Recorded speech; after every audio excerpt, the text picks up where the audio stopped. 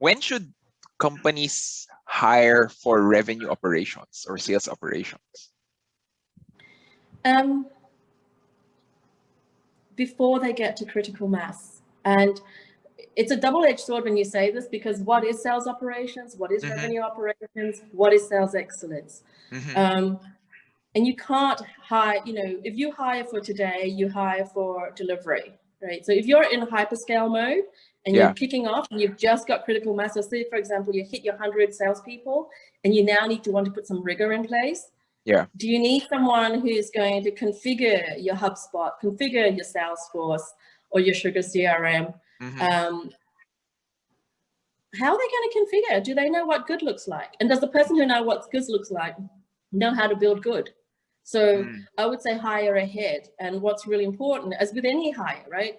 If you're in hyperscale, look to pull people on board who know what good looks like, have the ability to design good, but have the humility and the entrepreneurship to roll their sleeves up and build.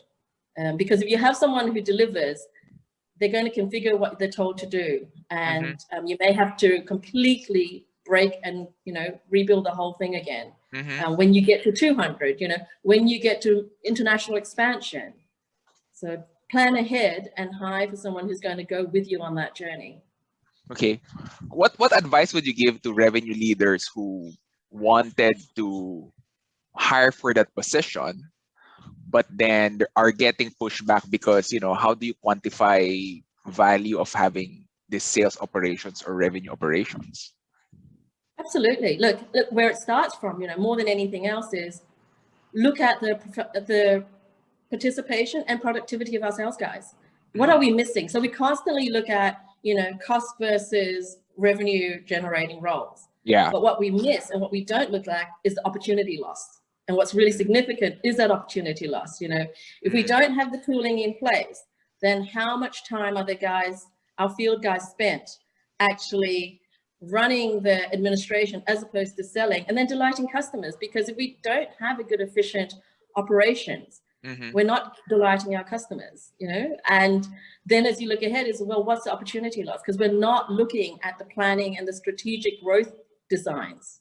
And that's one thing that is never considered in these light. We go, okay, when do we hire operations? It's going to be a cost head. And you go, okay, but we're growing at this level. How are we going to get a hyperscale? Where do we look at saying, do we put more sales guys on board? Or do we look to say, geez, now is when we go and expand into channel? Or, from the solution that we're doing, we're selling direct, we're doing subscription after subscription, or do we do an industry play? Do we do a cloud platform provider?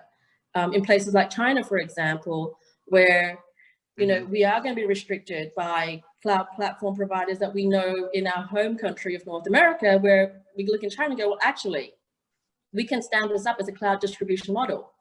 So it's being able to have that partnership to innovate and strategize your planning, not just operational delivery, creating your processes, calculating your comp plans. It's just as important. Absolutely. Don't get me wrong.